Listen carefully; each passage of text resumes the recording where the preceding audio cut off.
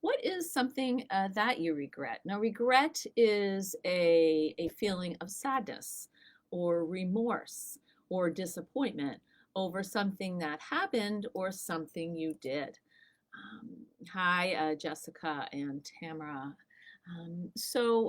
I think that we all as humans have regrets, but I think that a lot of people with ADHD have an extra amount of regrets, and that has to do with struggling with, impulse control or emotional control, and other kinds of, as well as, other kinds of productive executive functioning skills that have to do with uh, productivity, excuse me, and it has to do with some things that have to do with our social challenges. So Jessica says, I regret becoming an addict. That's very brave. Thank you, Jessica, for starting us off on a deep level. Tamara, the mess that my finances became is my biggest ADHD regret. Okay, so we have becoming an addict, some financial challenges, anything else that people are regretting today. I'm regretting um, uh, how I was dysregulated when I went through menopause. I really did not handle myself well, and even though I was getting support, I caused pain to my family, particularly my younger child, and I have a lot of regret around that, and it's hard, honestly, to forgive myself for it. I'm working on it because I know, I was a participant in a dynamic in a system. It wasn't all my fault. I was a player, but it sure feels terrible.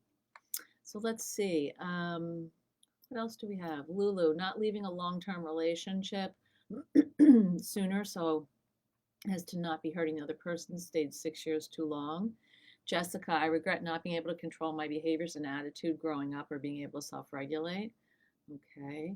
Um, Tamara can relate. Maria, I regret not taking more time to really figure out the right career path more. So when we have these regrets, what we're talking about are choices that we made that we may have made consciously or unconsciously, but some of these choices were actually choices that hurt us. Um, Thank you, Tamara. Yes, and so there's a way in which we can self-sabotage because we have these things that we can't really control, and no one is actually helping us learn how to control them or acknowledge that they need to be controlled. And certainly, how things are now in the science is very different than how it was 10 years ago.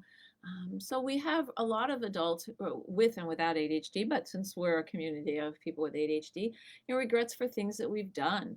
But we also have regrets for things we wish we had done, missed opportunities. And I think one of the challenges is that we can't go back. And I don't know about you, but I really want to. Like, I mean, I think I still beat myself up about some bad moments, and it's hard to really remember, like, I was part of an environment. It wasn't all me, but it was a lot me. And so I think that we have the opportunity to share some of that with ourselves, but also to pivot because the past is behind us. We can't do anything about it. We have to learn how to accept, forgive, and pivot and change. So I see some really amazing and deep comments here. So I want to just scroll up, please. Facebook, let me scroll up. Okay. Tamara, perimenopause and emotional dysregulation is what helped lead me to a diagnosis last year. Susan, not being invited to parties when I was younger, never asked to dance. Maria, I was impulsively influenced to pick the career. Cassandra, welcome. I'm discovering that I have fearful avoidant attachment style and have had part in the breakdown relationships I lost in the past. I wish I would have figured out sooner. I'm working on changing through EMDR. Right, EMDR is a wonderful treatment for regret, eye movement desensitization reprogramming, because it actually addresses the neural pathways in our brain so we can try to shift patterns. If you were raised in a high conflict family, and I was, I learned that pattern. I've absorbed that pattern. I act it out unconsciously because I'm kind of comfortable with it. I've learned this about myself just this week. I've been focusing on it. And, I wish I didn't. But I have personally found EMDR to be very helpful.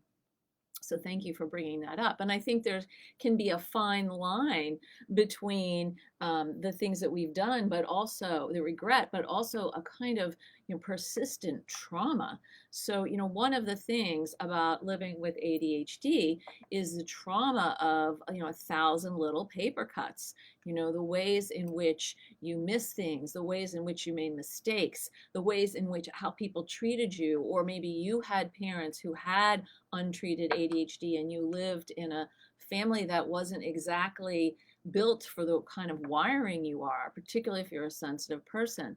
So what happens is with regret is that it also often brings along shame. And so, we know that that shame is just, really just putting ourselves down into a deep hole of about the way that we've lived or the mistakes that we've made. It's not just guilt, I wish I could have done better.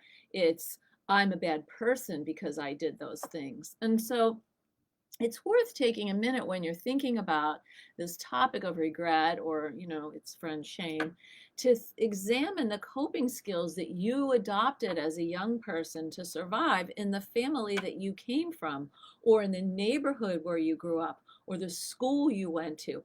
That there is, there's a sort of a sensitivity, a sensibility of how we're wired, but then there's also the environmental factors. And with, insight-oriented work, cognitive behavioral in combination with cognitive behavioral work or something like EMDR or emotional freedom technique tapping or something else, you can learn to sort of rewire yourself and change your behavior by mindfully adopting new skills. So this is where mindfulness is so important. Repeated trauma paves certain kinds of pathways in our brain. And those people with ADHD who've had a lot of these 1,000 little paper cuts of traumatic experiences, or felt like they were off, or just received a lot of criticism or negativity, all of this actually programs our brain and can sort of contribute to how we're responding in situations that can then, of course, breed regret and honestly self-loathing and then some shame. Jane Kirkwood, totally relate about menopause. My family really suffered with my emotional dysregulation too. Yeah, it's like, I wish I knew more then. Safia, I now know why I couldn't last in relationships. Maria, I'm not officially diagnosed. I try to get tested, but not sure how to do that. Let us know where you're from, Maria. I'll try to help you. Dana, welcome. I get what you're talking about about ADHD and menopause. I was so mean to my parents, and they passed away during those years. And I think there was recently, a very well-received a seminar here, a webinar on ADHD and menopause that it sounds like a lot of us should take a look at. Alethea, overreacting to things. Tamara, career path is a huge regret, missed opportunities. Maria, Althea, I can relate massively. Shirley, just joining you. Welcome, Shirley. Richie, EMDR is good. It is. Jennifer, I'm struggling ever since I turned 40. I also started a new job after 6 years in my old one, and I am just paralyzed. How do I go about getting diagnosed and finding someone who is able to handle both therapy, coaching, and potential meds? So that's an interesting question, Jennifer, and I'll answer that question. So getting a diagnosis may actually occur from a therapist could do a diagnosis, a psychiatrist or a nurse prescriber could do a diagnosis, sometimes your primary care doctor, although they may not be as thorough as you might like.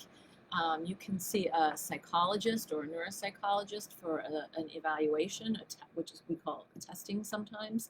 That can be helpful, but often those people don't necessarily all do everything. So you may have a therapist and you may have a prescriber.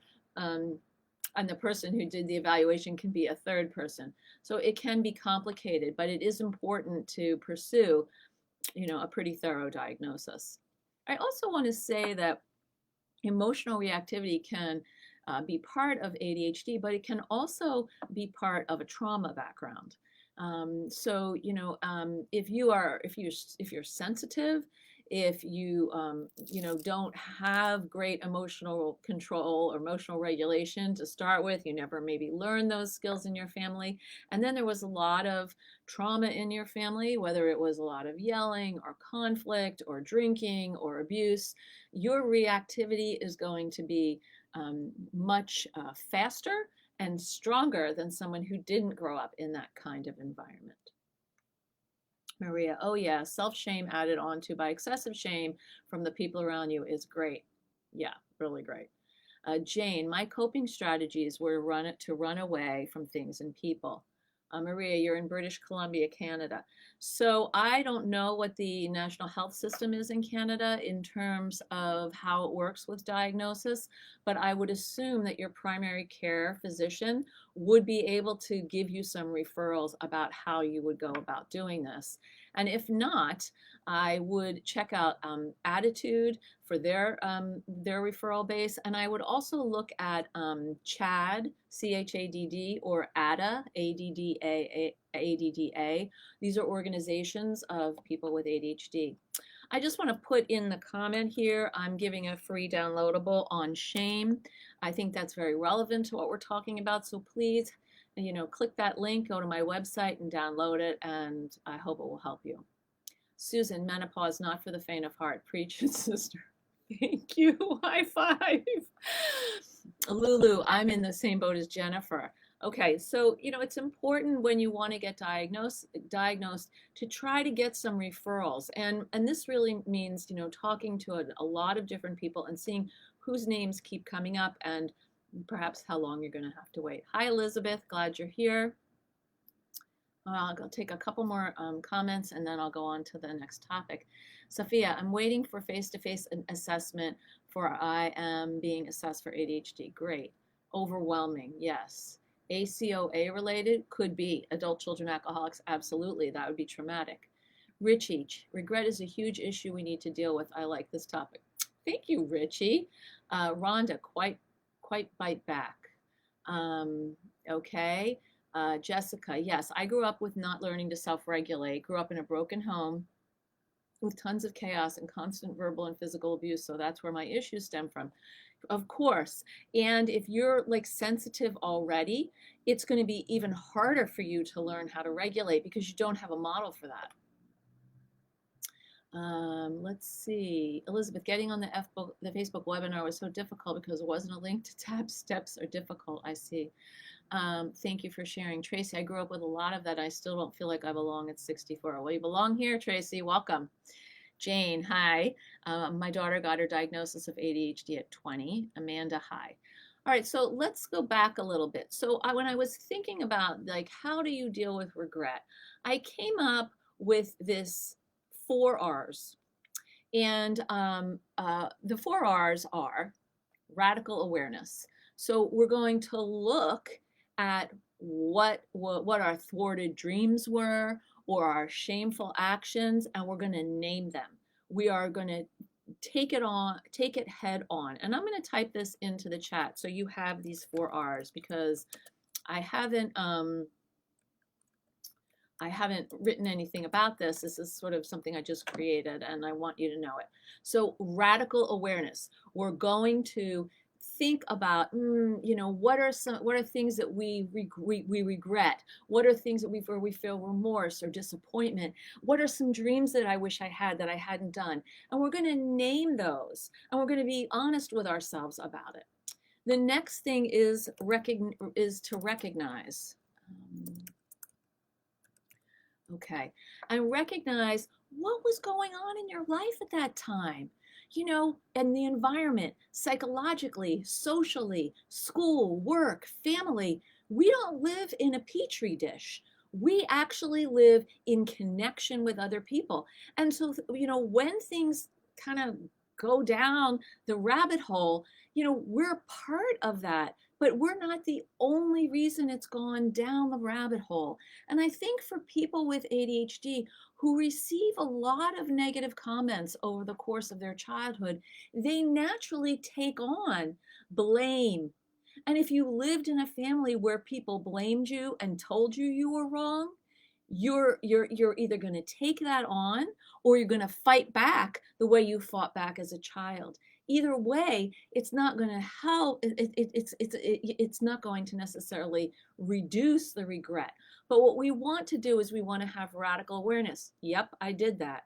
I wish I hadn't done that. I have some regrets about this thing. We're going to recognize what was going on in my life at that time. What was the environment I was living in? Who were the players? What was happening with me psychologically and socially and financially, or, where was I experiencing racism or homophobia, anything like that. So then the third R is to repair. Okay. Now, you can't go backwards. I think there was a line from there was this wonderful line from The Lion King, which is, we say in English, you put the past behind you. But in The Lion King, one of the characters says, put your behind in the past. And I just think that is hilarious and so true. It's like, stop putting your behind in the past, right? That's what you do. You're sort of planted in the past. And we want to plant you in the present, okay? In the present. And the only way you're going to be able to plant yourself in the present is to repair, to make amends, to listen to feedback, and to own what is yours. What are you accountable for? Okay, so that is repair. And the final R is reconfigure. Okay, this means you are going to pivot. You're going to reconfigure. You're going to work on changing how you respond to things, shifting your attitude, and reducing your reactivity. And that can be a lifetime practice. I know it is for me. It is. These are things. I can kind of sink into a dark place. I can be reactive when I feel like people are pushing my buttons. I can be overly sensitive. And these are not my best qualities. Like the fact that I'm even telling them to you, I'm going to get off the Facebook Live and be like, whoa, maybe a shame spiral. I hope not, but the doors of vulnerability are a little open here. I want you to be able to be vulnerable here. I want you to think about, how can I reconfigure my responses? What is the non-typical response that I can make? And how can I support myself in making that choice? We need less shame and more self-compassion, and that includes forgiveness. So let's see what's going on here. I feel like I'm, let's see. Okay. Great. Thanks for you guys for putting that in. It's hard to look back and realize that we screwed up. It is really hard to do that, okay? It's like basically pouring salt on a little, a cut you have from shaving your legs or your face or whatever, it hurts. It hurts. And we may not be able to fix it because we can't go back and fix it. We can only make a change for now and moving forward. But what we can't do is expect ourselves to be perfect as we attempt to make those changes. You can't do it. Nobody is. So we have to figure out how to navigate. I'm efforting. It's one of my favorite words. It's in my book, What Your ADHD Child Wishes You Knew. How to effort and how to accept myself that I'm going to stumble along the way. So we want to think about what we're thinking about here is developing different neural pathways by developing different responses. Okay. So let's see what we have. Let's see. Okay. Um, repair, okay. Repair. Maria, I am still blamed for all the problems in my mother and siblings' lives and health. I am so sorry. That leaves me feeling that leaves me that that me leaving is the solution, though they never dealt with the issues, even if I attempt to work on our other issues. So this is a really hard thing because we can't make other people do our work. We can't make other people do their work. We can only work on ourselves. And as we change in a system, we can hope that the system changes. But you don't know, and it's a big risk. Cassandra, I grew up in a enmeshed family with an alcoholic father, and my mom was raised in a chaotic household. As much as they tried to force me into the box, they needed me to be in the box they needed me to be in, excuse me, to make their life easier. I kept pushing back. I wanted to be myself and be accepted for who I was. It never really happened. I became the scapegoat. I took a lot of blame for a lot of things because I was a squeaky wheel. I was the only one taken to therapy, and that's where I got the ADHD diagnosis. I was already much older by then, and nobody helped me to understand that what having ADHD meant. I just knew it made life difficult. It took me 25 years to accept the difference and stop feeling shame for how it affects my life. Jennifer, easier said than done to change reactions and attitude, especially when we don't have the ability to regulate and decide behavior in the moment. It occurs to us afterward. Yes, Jennifer, and there is a tip for that. And this is a tip that is really, really important. When you start to feel dysregulated, you must take a pause.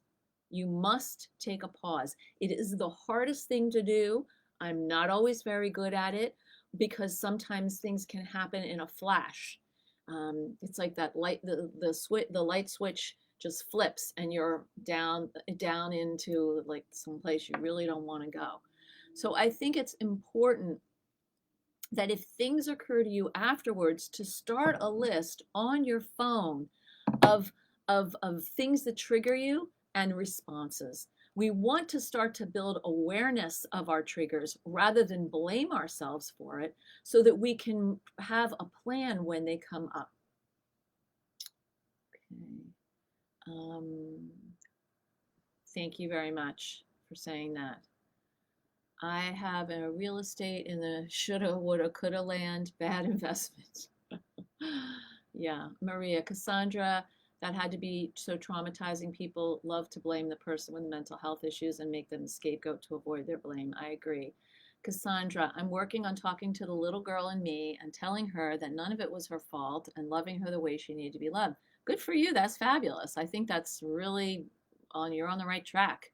Jessica, I agree. When we can reconfigure, it's important to take responsibility for our part.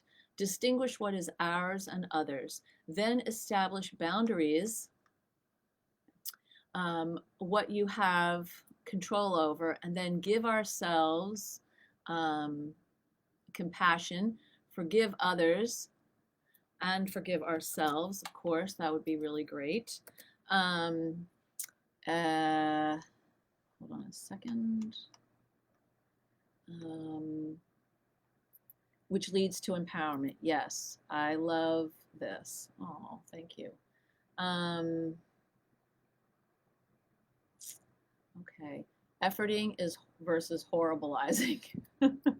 Yeah, horribilizing is really not a good thing. I'm not really into that. I'd love to hear what horribilizing means to you.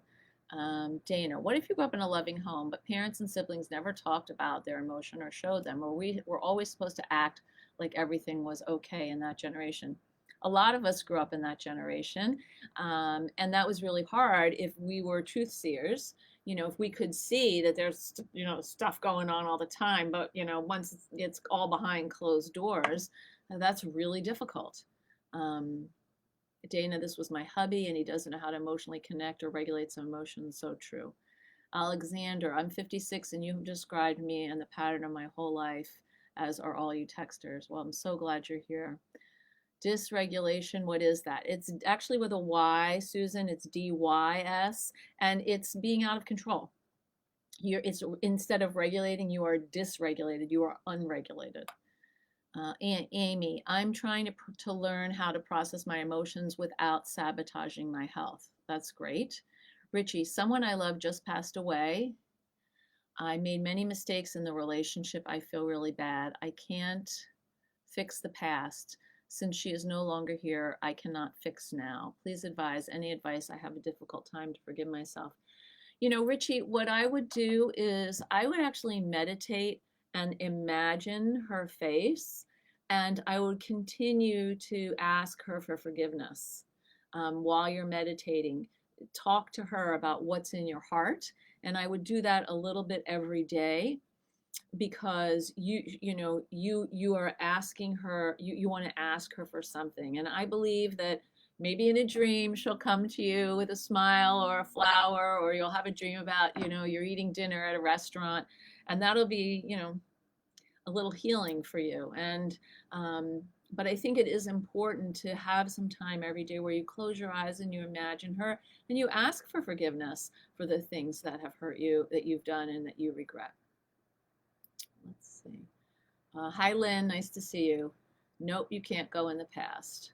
Maria, working on it in therapy, but definitely not easy. I tend to be my own worst enemy. I tend to get very defensive, something I dislike about myself. Okay, I got it. You're doing the best you can there, Maria. Let's see. Elizabeth, my brother coined that term, horribilizing. Can you define it for me? Because I'm really curious about it. All right, so we want to develop some new pathways. How are we going to do that? Well, first, of course, we're going to acknowledge now when we struggle. What are we struggling with? And what is perhaps triggering, and what is a solution that when we're not stressed in the moment, that we come up with, that we could apply in the future, because all the situations are different and you're never going to be able to solve them.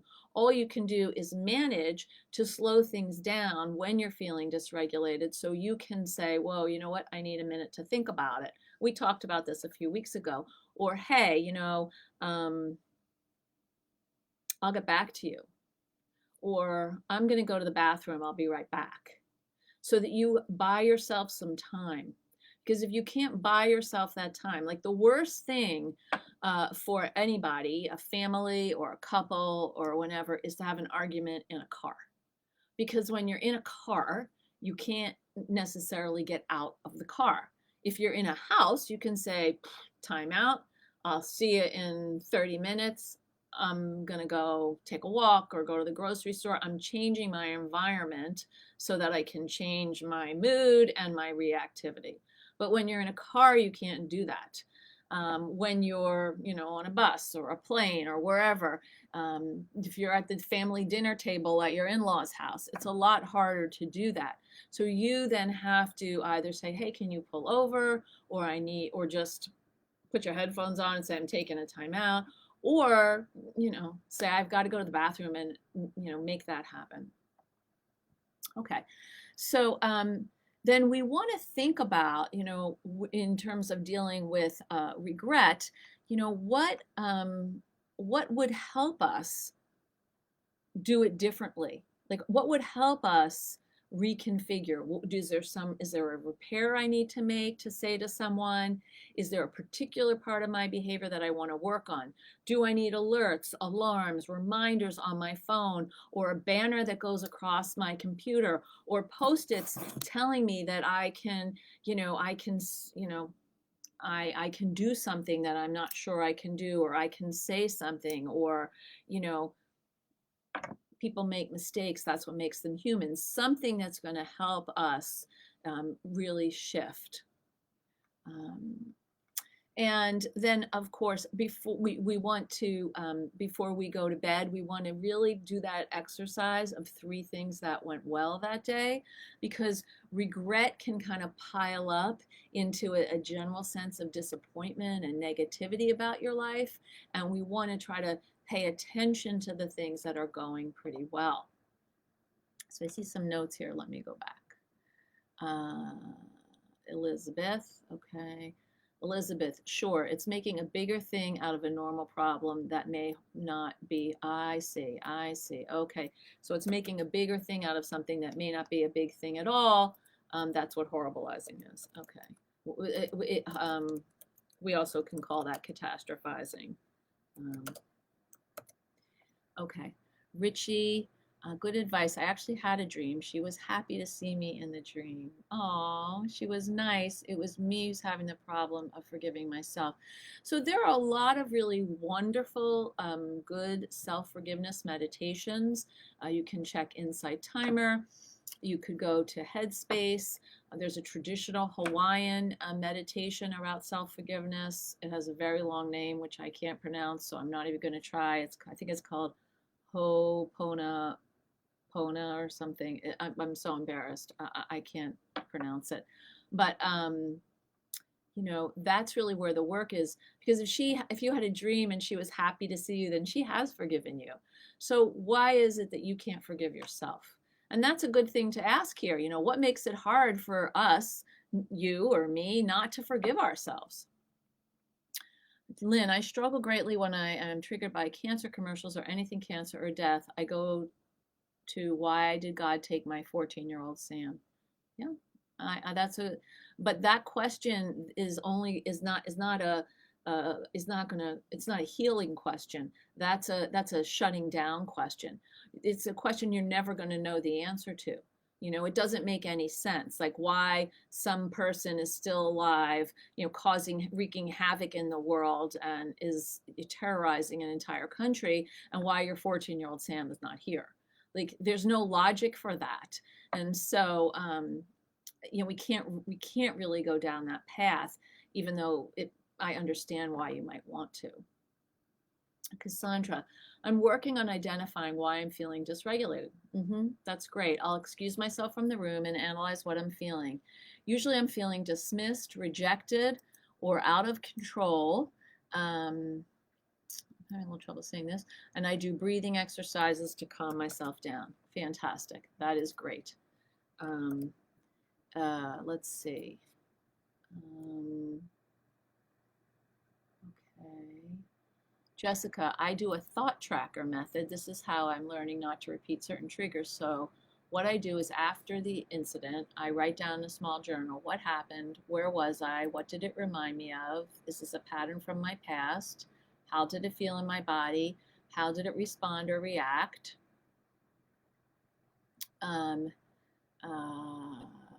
Let's see. How can I do better next time? Wow, that's amazing. And I think you should just come take over my job, because that's just so fabulous. I love it all. And that's a great tool to offer all of us. Thank you. I think I will make sure that I put that in the blog that I write, so that other people could use it. Thank you so much for sharing. That's a great tool. Let's see. Amy, excuse me. My mom is a very toxic person. My brothers and sisters are able to tolerate her and accept her. However, she triggers me and I have to block her out completely. I wish I had more patience to deal with her without completely closing the door. Yeah, that's a loss for you. I can see how that's a regret. Cassandra, it's really difficult for me to express my feelings and be vulnerable. It's very difficult for me to ask for help.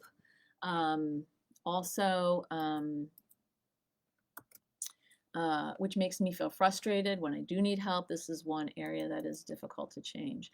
Yeah, it's hard to ask for help, I think particularly if other people see you as very capable, they're not so willing to kind of imagine that you're someone who needs help.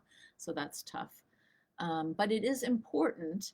And I think it's important to find some areas, even if it's just one or two, where you can ask for help comfortably, and who you're asking is important also.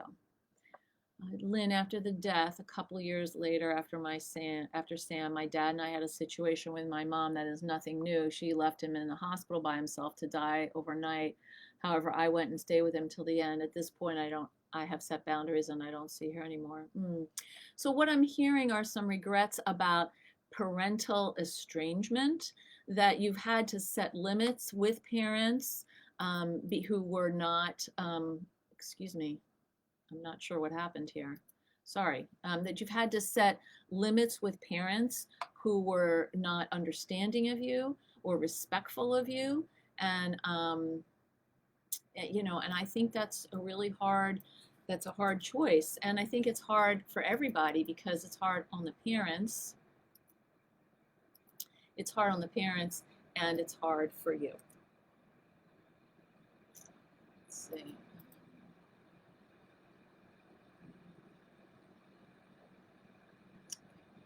Safia, counseling has helped so much. I talk about my struggles and we talk about what I can try and do instead. That's great. That's really wonderful to know. Let's see. Lynn, exactly. I go down for a week with this. Maria, oh my God, yes, it's very consuming emotionally. You are definitely more successful than I am at walking away. Not so successful.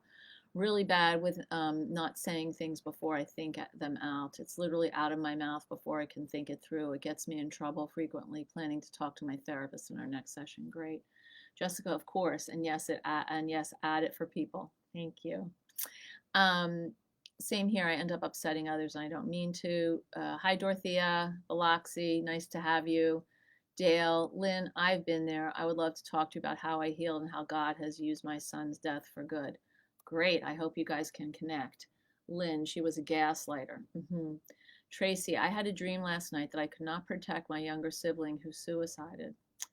And I warned her adult kids that she would do that. I feel like I should have been the protector in our abusive childhood.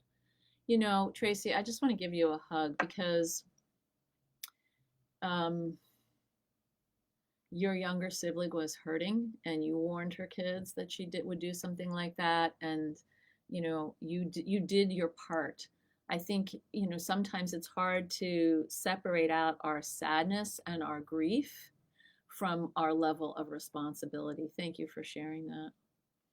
Susan, parents are people too. Some are broken. Yeah, it's true. Parents are people and some are broken and some can be fixed and some can't be. Lynn, I don't see my twin sister either. I'm sorry. Absolutely upset my BFF, diagnosed ADHD because I got too much TMI with her information with other people unintentionally and forgot what I shouldn't say. I hear you about that. Okay, so let's talk a little bit before we stop about some tools. So when we think about self-compassion, the goal is to shift from proving yourself, from judging yourself as less than, from seeing yourself as someone who has messed up and is unworthy, to accepting yourself, accepting that you did the best you could in a given moment with the resources you had available to you. And those resources may have been very, very limited. And that doesn't mean you're a bad person or you're flawed. It just means that you didn't have those resources for whatever reason. You're not wired that way. You weren't taught them. You forgot something. It's important to try to remember that in a moment when people are flooded, we can't do anything other than what we can do in that moment to keep our head above water. And sometimes it doesn't stay above water, right? So one of the things that helps is to set some realistic goals for yourself around those 4 R's. You know, really take some time, copy them down again. And Annie, if you could just put the 4 R's in one comment, that would be great. So that you could take some time and really think about them.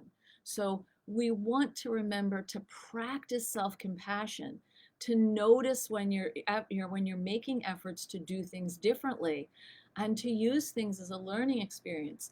One of the things that's so frustrating for so many people with ADHD is that or even people who don't have ADHD, when we're trying to make a change, we are so aware of the change we're trying to make. Like, whoa, look at that. I didn't blurt anything out that time. I thought about it, but I didn't. I didn't do, I actually did my breathing exercise and I held it together. course, no one's really noticing that, but I'm noticing that. In a way, what we want is for someone to kind of notice how the efforting that we're making. And unfortunately, that just doesn't happen a lot. I'm just putting my downloadable in again for you. It doesn't happen. Like, we're trying, and yet people don't see when we're trying. Like, because there's this backloaded of all the stuff that has not been ideal or our best selves, right? So, so we want to remember to hold on to the power of yet, right? The power of yet. I haven't mastered this yet. I may never master this, but I'm efforting towards it. And that's what's really important for you to remember.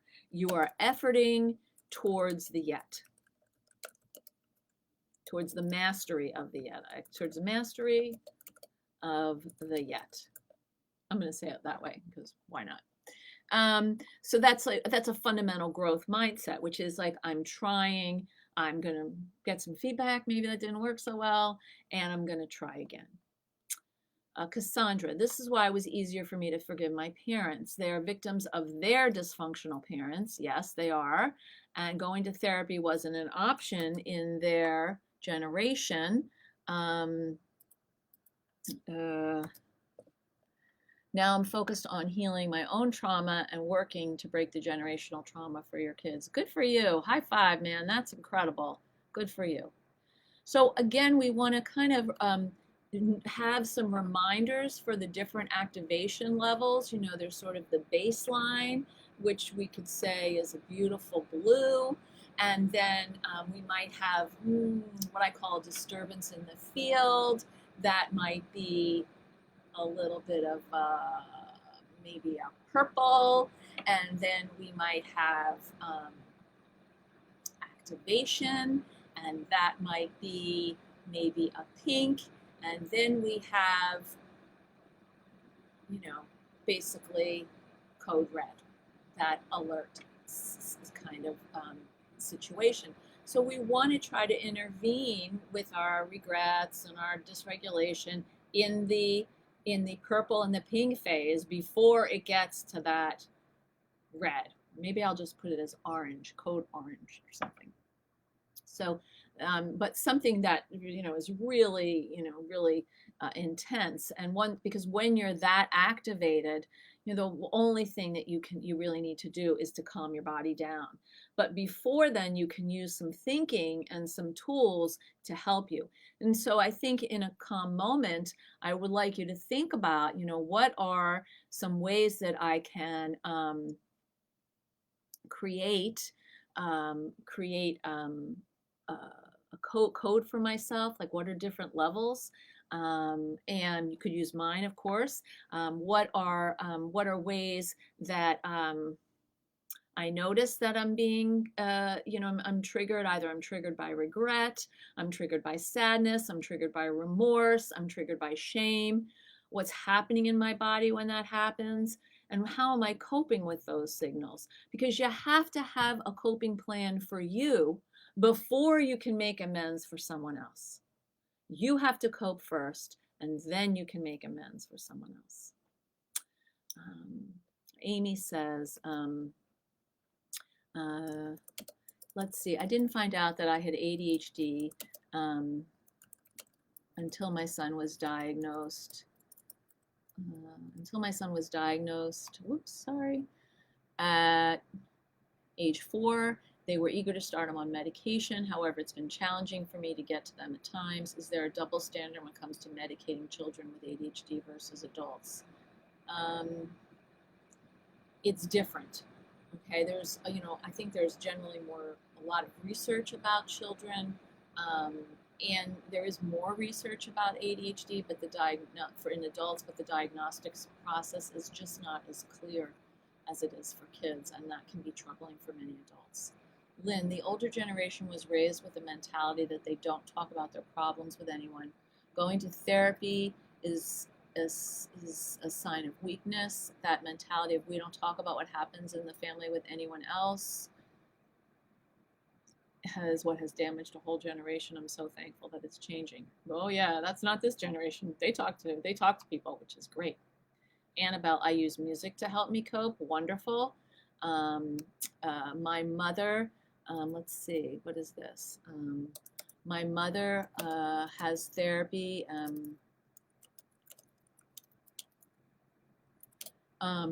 But she refuses to go because she hates talking. She hates taking responsibility for what she does wrong and her toxic behaviors and lies. She went one time when we were kids, but immediately stopped when she was called out on her toxic behaviors. Yeah. Some people are not willing to face their dragons. They're just not. And we can't make them. We just have to protect ourselves. And that's really sad. I think that would really be, a reason why you are not in relationship with her anymore. We'll take a couple more comments and then we'll stop for today. So does my boyfriend, Abby. Regret and its sister, self-pity and negativity. I connect this with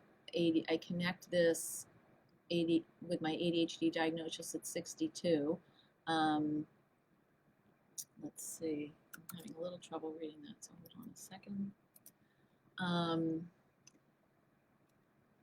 Yes, I regret my uncompleted goals, etc. Only since my diagnosis have I chosen a positive focus, treating myself with kindness, reframing uncompleted goals, indecisiveness with praise. I've been able to see that I've taken chances that others haven't taken when on a narrow road.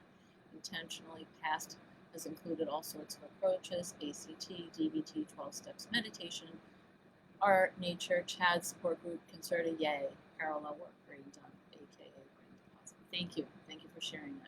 Jessica, yes, knowing our triggers and practicing coping first. Love all this. Thank you. You're welcome. Same, Maria. Blue is my favorite color, like the sky or ocean, peaceful. Then that's your baseline. Insight timer is amazing. It is, isn't it? Okay, Cassandra, getting diagnosed as an adult is hard because you tend to answer the questions based on your coping mechanisms. Oops, sorry, hold on a second. You tend to answer the questions based on your coping mechanisms rather than realizing you had to do so much to establish those coping mechanisms to function. You would have to answer. You have to answer as you would without using a coping mechanism. Yes, that's right, because kids haven't developed the coping mechanism, so they just answer as is. It's a little bit easier for them. Thank you.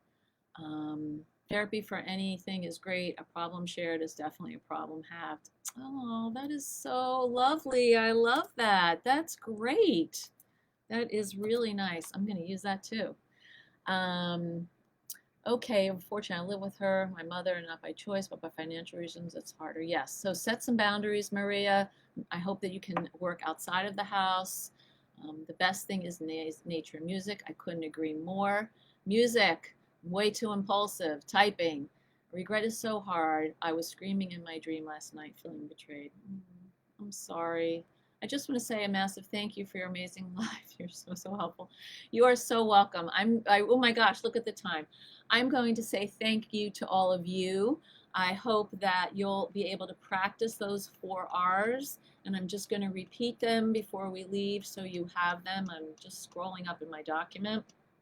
Give me a second. Those 4 R's: radical awareness, recognize, repair, and reconfigure. It's a blessing to be here with all of you. I won't be here next week. I'll be traveling, but I'll be back the following week. Have a good 2 weeks, and I'll see you soon. Thanks. I hope you have a great weekend. Bye-bye.